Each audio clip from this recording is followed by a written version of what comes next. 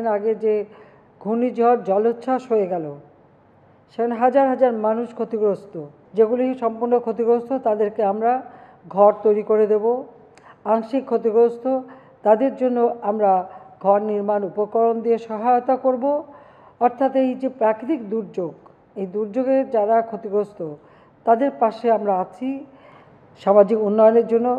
এর শুভ ফলটা কিন্তু সাধারণ মানুষ পেতে শুরু করেছে। প্রত্যেকটা গ্রামকে আমরা নাগরিক সুবিধায় নিয়ে আসব। প্রত্যেকটা গ্রামের মানুষ নাগরিক সুবিধা পাবে।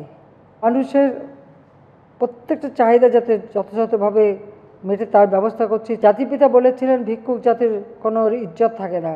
তা আমরা কারোর কাছে ভিক্ষাকে চলতে চাই না, হাত পেতে চলতে চাই না।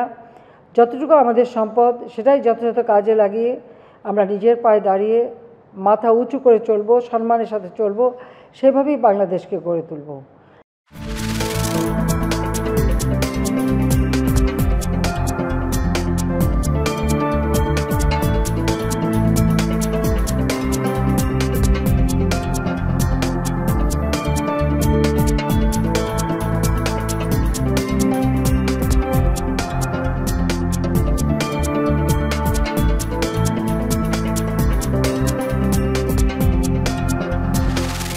হাইওয়ে পুলিশ আগামী দিনগুলিতে কার্যক্রম আরও বেগবান করবে, এটাই আমরা আশা করি।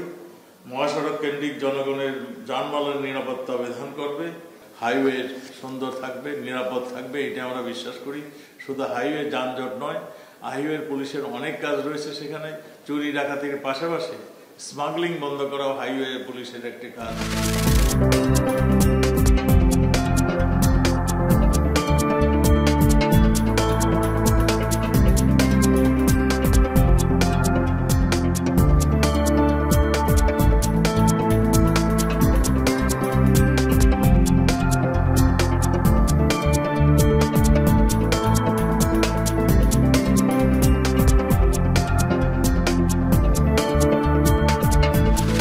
ইতিহাস জানা দরকার, দেশের ভূগোল জানা দরকার, রাজনীতি জানা দরকার, আর সেই সঙ্গে আপনার বিজ্ঞানের ছাত্র দরকার, বিজ্ঞানের সম্পর্কে জিনিসগুলো জানা দরকার, আবিষ্কারগুলো সম্পর্কে জানা দরকার, সমাজকে জানা দরকার।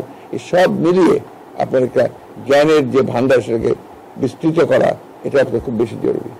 এই জন্যই পাঠাগারের চিন্তাটা সেটাই। শুধু জিয়াউর রহমানের বই এখানে না, বা বিএনপির রিলেটেড বইপত্রই না, জাতীয় রাজনীতির বইপত্র, এখানে সব ধরনের বই, সব চিন্তা আপনার শত ফুল ফুটবে তার চিন্তার মধ্যে আসবে।